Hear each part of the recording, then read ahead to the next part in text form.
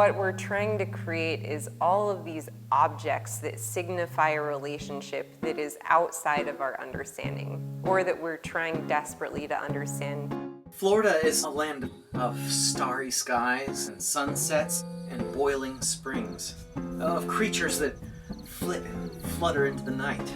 I want to capture some of that Florida magic in these patterns. I think the bait shop is one of the more peculiar introductions to an art space that anyone will ever experience. Aelia Camp is inspired by Central Florida's forgotten mystical spaces. Bridging this sort of gap that is like the divide between big A art and little A art. You know, the white cube of an art gallery versus more socially engaged necessity.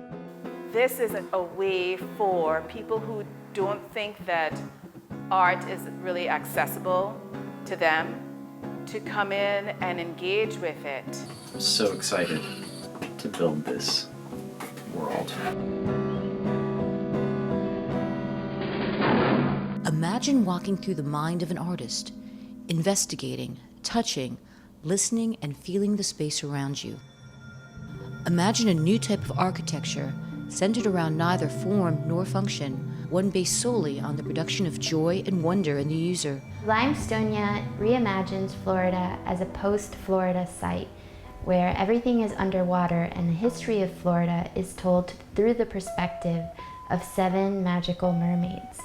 The project will be an installation that takes over a shipping container. We envision the container space on the inside to kind of be like stepping into a limestone cave. I'm going to be creating my idealized motel room. There's this happy side of like the beachside motel or resort where you could escape, have fun with the family. But then there's also this other side to the motel as some of them shifted from that first purpose. All those things that kind of filter down to our state, that dark undercurrent.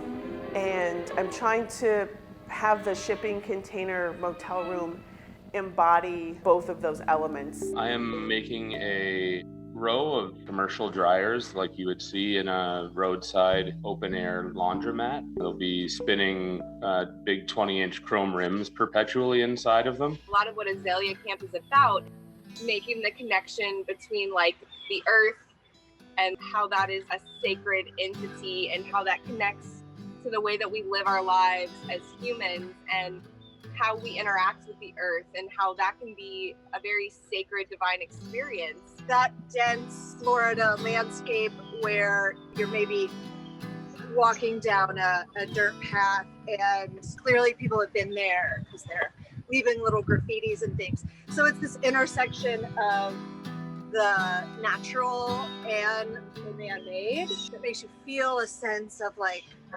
there's magic here. For the Peninsularium, I'm engaging with the Florida landscape, but in this case, an extinct one.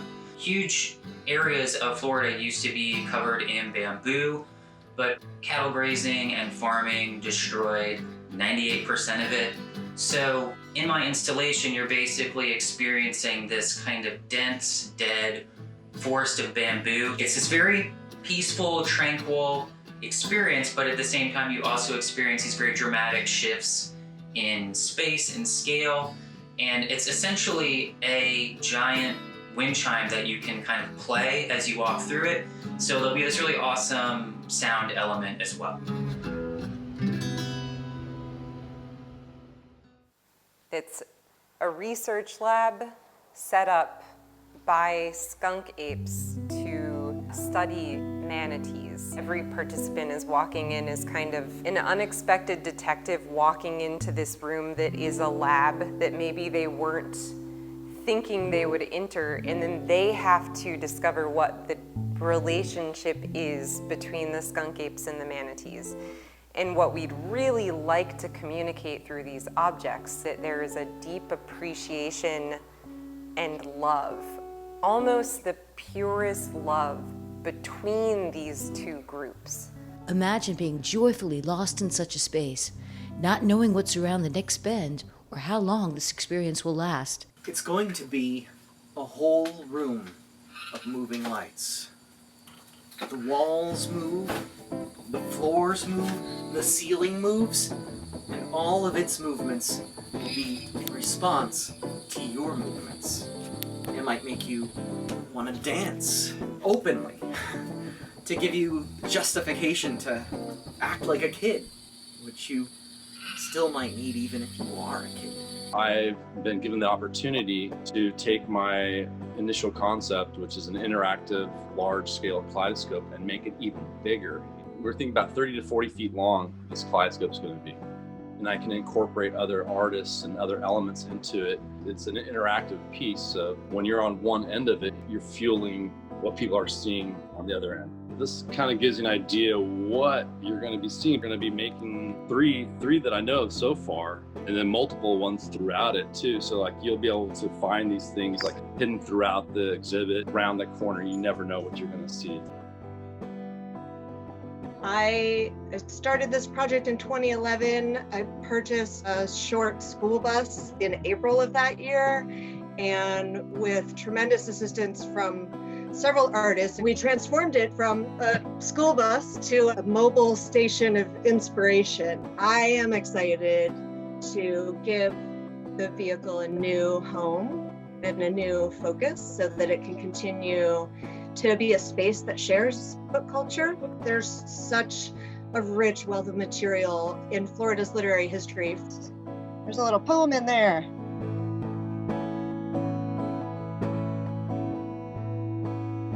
Imagine the Peninsularium.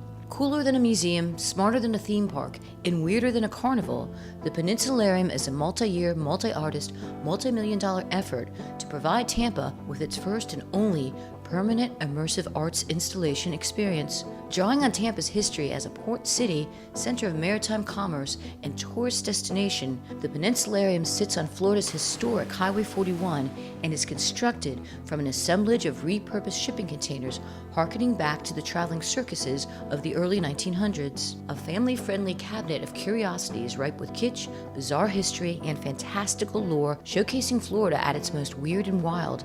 Visitors enter through a portal in time in the guise of a once typical roadside attraction, an old-school bait and tackle shop. The difference between a real old-school bait shop and our bait shop is that ours is going to be on the more curious side with a lot of surprises, a lot of bridges between the real and the unreal, and the seen and the unseen, and it will be a gateway into the Peninsularium. The Peninsularium is the wild brainchild of Crab Devil LLC, a Tampa-based multimedia arts collective consisting of artists, designers, curators, musicians, writers, programmers, brewers, thinkers, and makers. We will house the Peninsularium, but we will also house Tempest projects, and we will also house Deviant Libations, which will give us a really interesting cross-culture.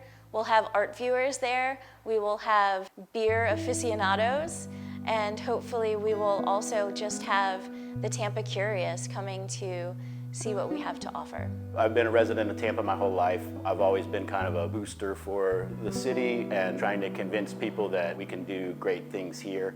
I wanted it to be Tampa-based, I wanted it to be Florida-centric, and I wanted to draw on kind of the history and the culture of the area. The art scene in Tampa has so much potential, and for as long as I've been in Tampa, I felt like we were right on the verge of having this really cohesive and diverse art scene.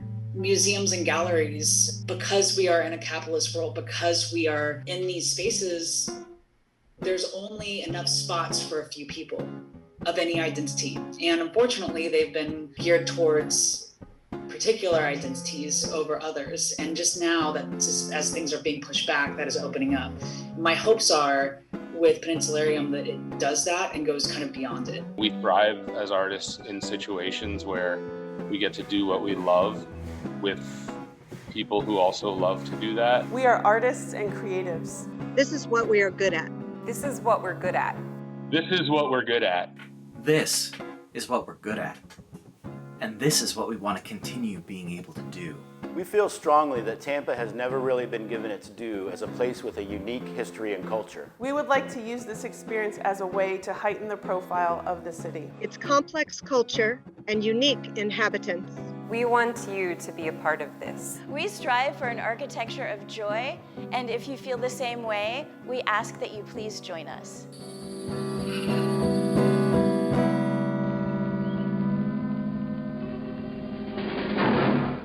It's all art, so it's good.